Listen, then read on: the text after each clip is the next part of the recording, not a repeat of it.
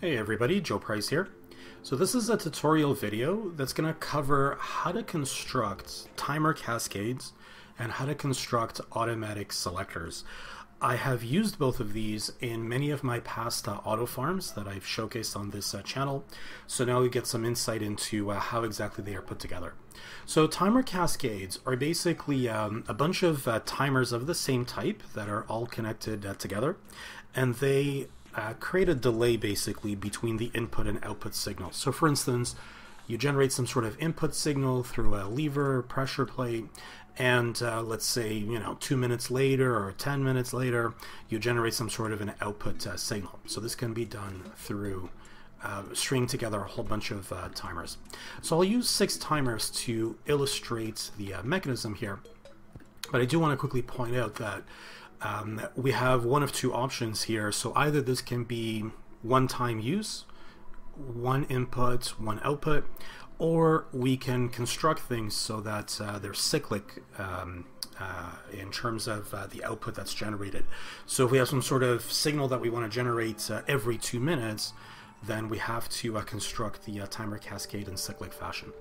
Okay, so yeah, let's get started with the construction here. So we're going to connect our input wire to the first timer, and then we're just going to connect the timers together using alternating colors of wire.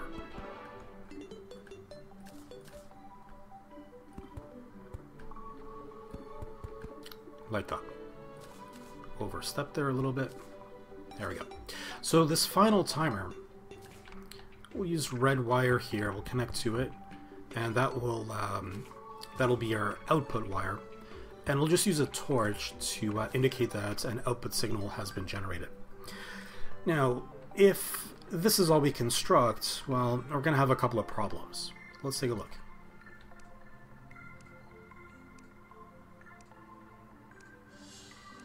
Yeah, so 6 seconds later, we generate an output, but the problem is, or at least one of the problems, is that we generate an output a second later as well. If we only want one output, well, this is going to be a problem. And the second problem here is that this doesn't stop. You can't use timers by themselves to shut off the timer cascade. You could wait until the starting timer is turned on again, and then just pull the lever or step on the pressure plate again, just like that. But of course, this is not convenient at all if you're far away from the action after initiating the cascade, or if the cascade is just simply too long. So we have to construct a shut-off mechanism, and there are many ways to do this, but here's one really convenient way. We're just going to construct a Hoik system that will utilize dummies to transmit the signal. Okay, so we'll have to put down 3 teleporters here. The first pair of teleporters, on one of them the dummy is going to sit there, and on the other one we are going to put down some Hoik teeth.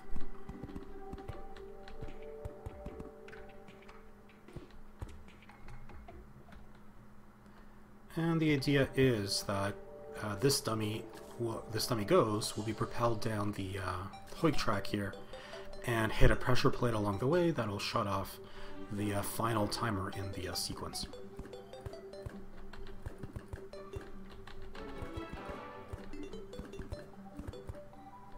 So I'll just create the Hoik teeth here.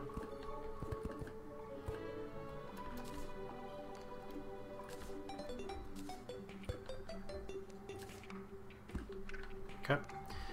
And I'll put down some pressure plates too, like that.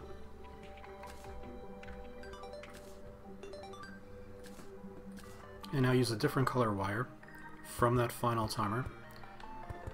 Connect these 2 teleporters together, so that that way not only are we going to generate the desired output signal, but we'll send the dummy ghost down this Hoik track, and we'll extend this even further so that this pressure plate is going to be hit, and it'll loop back and shut off that final timer in the sequence.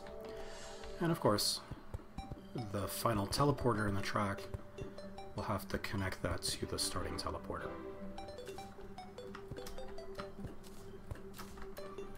Alright, so let's take a look.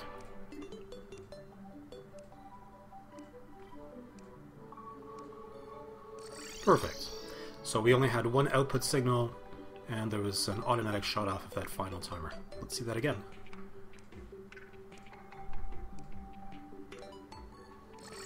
There we go. Yeah, so pretty straightforward stuff here.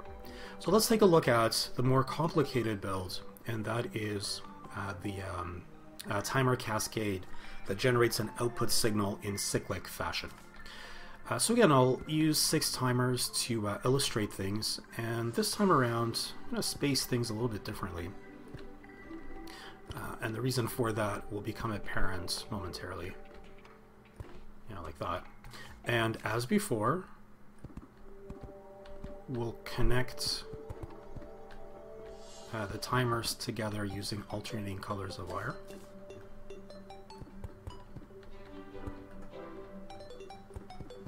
But one key difference is that the final timer in the sequence we'll have to connect that back to the starting timer.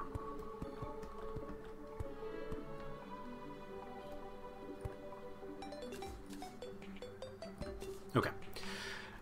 Now the other key difference is that to turn this whole thing on, we actually have to turn on a pair of timers, not just one of them.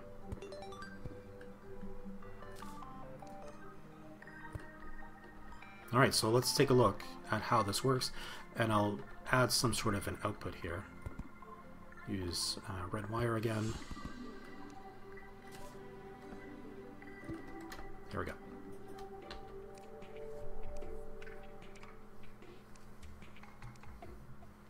Yeah, so 6 seconds later, we had an output signal. And another 6 seconds later, we have another output signal, so on and so forth. Now, you might have noticed here that I attached this lever through this stretch of wire that's actually closer to the left timer, further away from the right timer. That ends up dictating the direction that this timer cascade proceeds down. So it'll go from left to right when I connect it that way. But take a look at what happens. I'll shut this off. Take a look at what happens if I connect that lever through wire that's closer to the timer on the right. Yeah, now you see it's going in the opposite direction from right to left. So you have to be mindful if you're going to connect 2 timers together to a switch or a lever or a pressure plate, which one is closer by wire, which of the 2 timers is closer by wire to that activation source. Alright, so let me just put it back the way it was initially.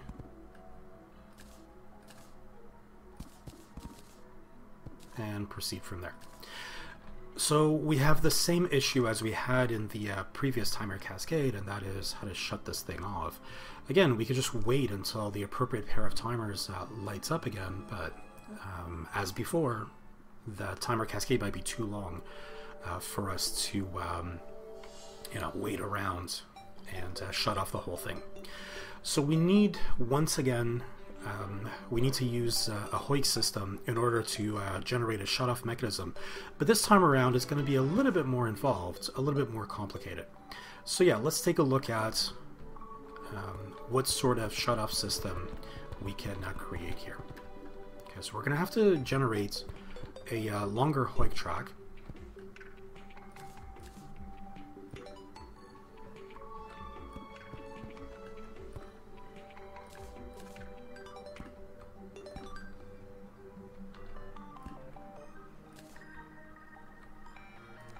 Again, we'll put the dummy at the beginning, but the Hoik teeth that we're going to use will be a little bit different than the Hoik teeth that we used in that first shut-off mechanism.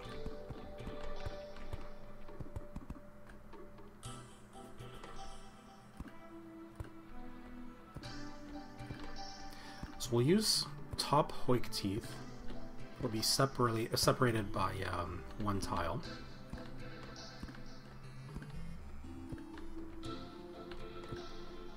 Yep. So Actually, we'll bring this a little bit closer.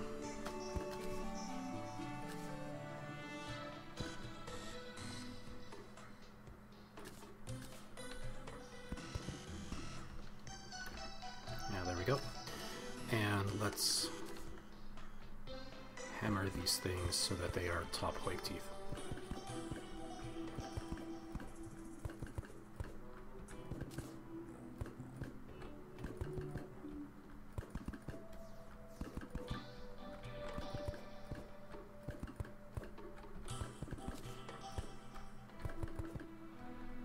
Like that. And these will be hammered into bottom hoik teeth.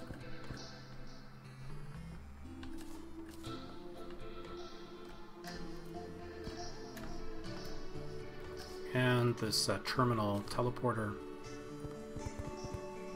as before, will connect it to the starting teleporter.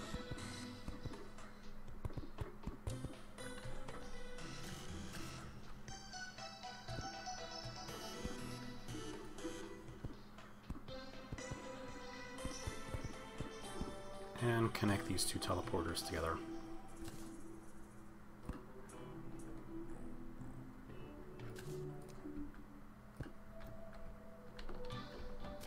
Yeah, like that. So this time, when we pull the lever, we'll send the dummy ghost down this entire track, and they'll teleport back to the beginning. Yeah, just like that. Okay.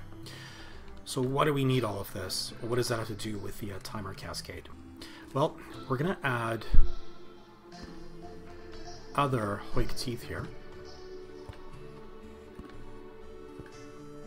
And we'll also add some pressure plates.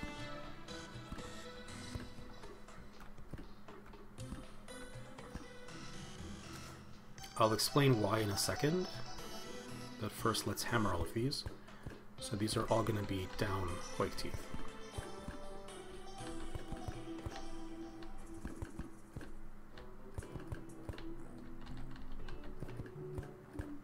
Like that.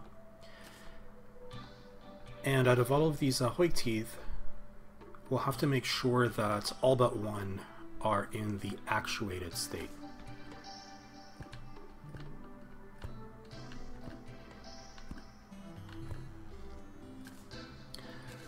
So let me connect these 5, and we'll leave alone the final one here. And we'll connect this to a switch, pull the switch, so that way we actuated all of those teeth. We actually have to remove what we just put down. So we get rid of all of this. That was just to actuate the teeth.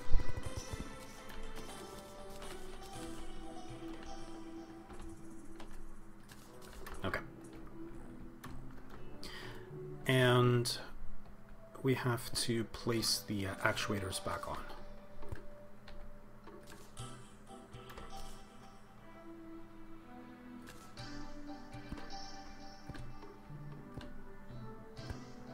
Like that. Okay, so now let me explain what's going on here. Why did we just add all of this? So the idea is as follows.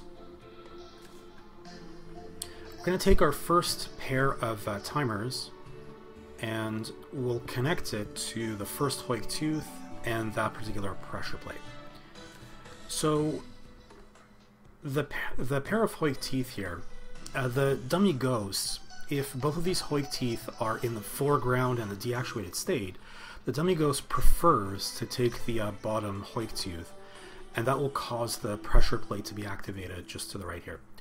If, however, that hoik tooth is in a deactuated state, like this one for instance, then the dummy ghost will instead take the path through the top hoik tooth, and that'll actually slightly lift the dummy ghost off the ground, so that way the dummy ghost will not activate that particular pressure plate.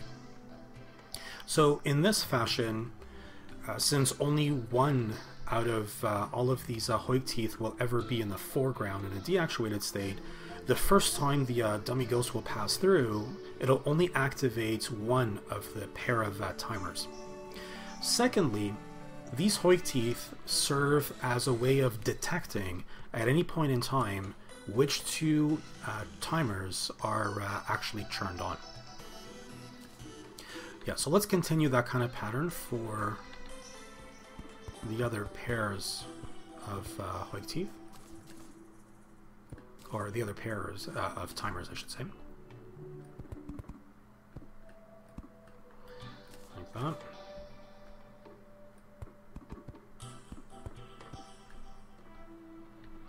Like that.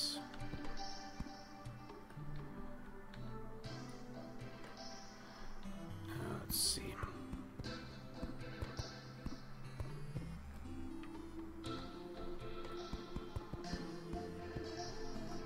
There we go.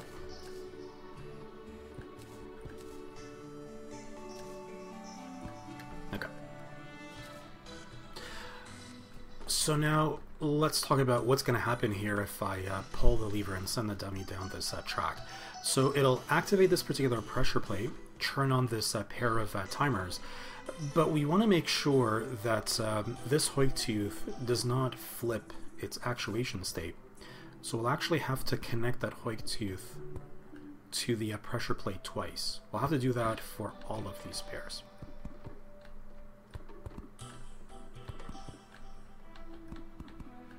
There we go. And now it's done. So yeah, let's take a look at this in action. Yeah, so I turned on the timer cascade. It's going through the cycle. And notice what's happening to the actuation state of the Hoik teeth as I jump, as the signal jumps from one pair of timers to the next pair of timers. So always, whatever two timers are on, immediately the immediately above the Hoik tooth, whether it's in an actuated or deactuated state, it indicates whether those timer pairs are in the on or off state. This way, if I send another dummy ghost down the length of this track, it'll shut off exactly the right pair of timers. Yeah, just like that. No matter where the signal is in this entire cascade, we will always be able to shut it off.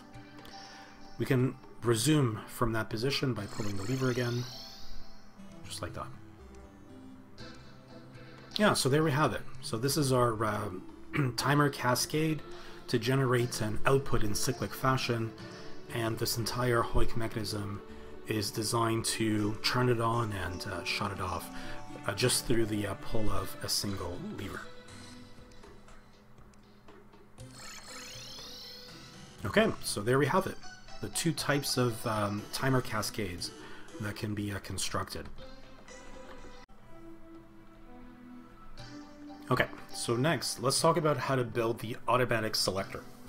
Now, the automatic selector, it basically cycles through a number of different options or a number of different outputs through the pull of a single lever. Now, this is best illustrated through a concrete example. So let's suppose I want to construct a mob farm that has various spawn surfaces. So let's say I want to use 4 different spawn surfaces. Let's say I initially put down a pearlstone surface here to farm hallowed mobs. Then at some point I might want to switch to a crimson surface. At some other point I might want to switch to a corruption surface, and then a snow surface.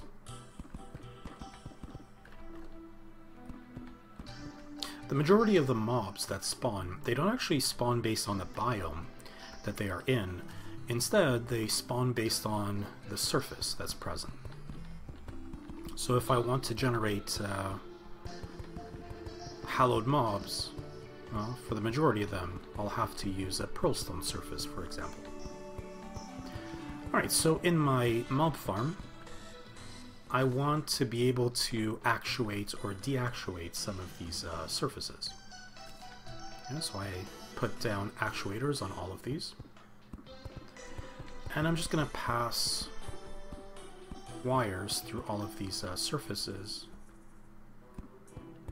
using different colored wires for adjacent surfaces. So we'll make those blue, and we'll use green wire here.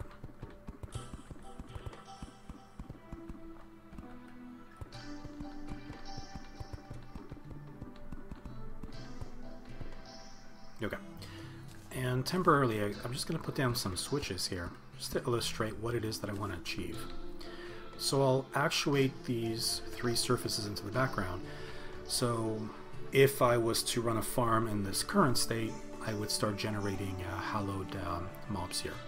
So what I want to accomplish is one pull of the lever will simultaneously actuate the surface and deactuate the next surface. So this way I'll switch from hallowed mob farming to crimson mob farming. Then the next pull of the exact same lever will actuate that surface and deactuate the next surface, so on and so forth. Yeah, so this is much more convenient, much more elegant than having to mess around with all of these separate switches. Alright, so let me put it back to how it was at the beginning, and then let's see how we can accomplish our desired goal through one pull of the lever. Well, once again, we're going to use the exact same type of hoik track as we just saw moments ago when we built our timer cascade. And depending on how many surfaces we have, we are going to need that many pressure plates plus 1. And of course that many hoik teeth as well. And as before, these bottom hoik teeth, they are all actuated except for one of them.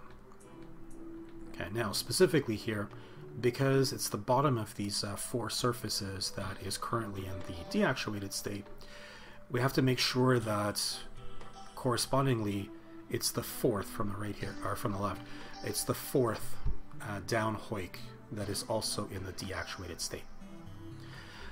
Now, when we send the dummy ghost down this track, then of course, as we just explained moments ago, it's this particular pressure plate that will be activated.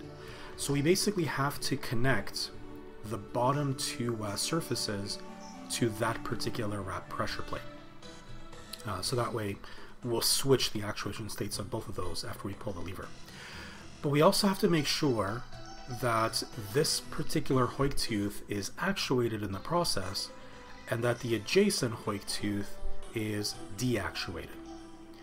And that way the next pressure plate will be connected to the next 2 surfaces, the crimson surface and the corruption surface. So basically the wiring looks like the following.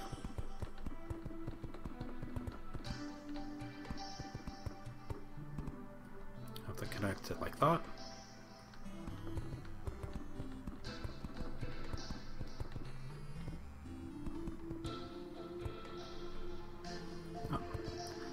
Connect it like that.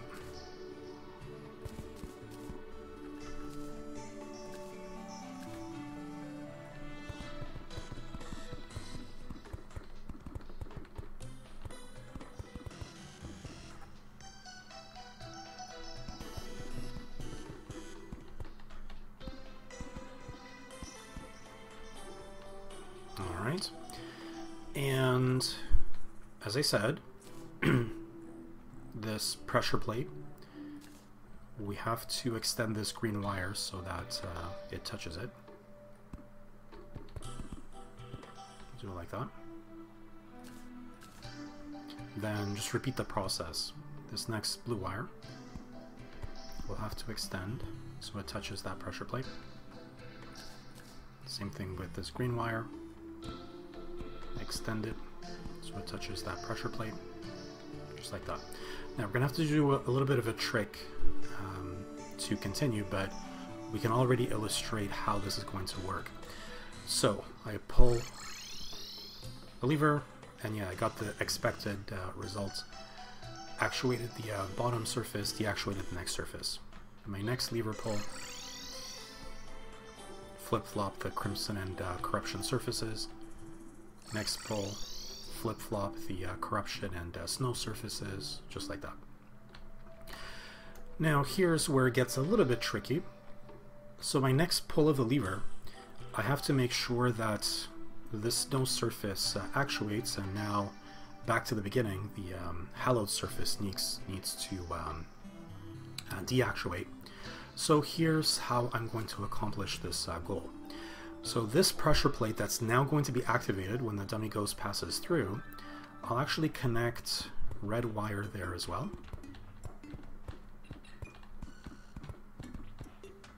And connect that red wire to this hoik tooth.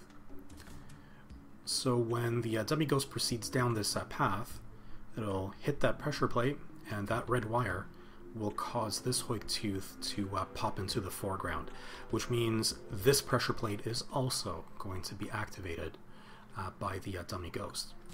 So we'll extend the red wire to that pressure plate because we want to, after it passes through, we want to actuate that hoik tooth again, and we want to simply extend this blue wire to that pressure plate.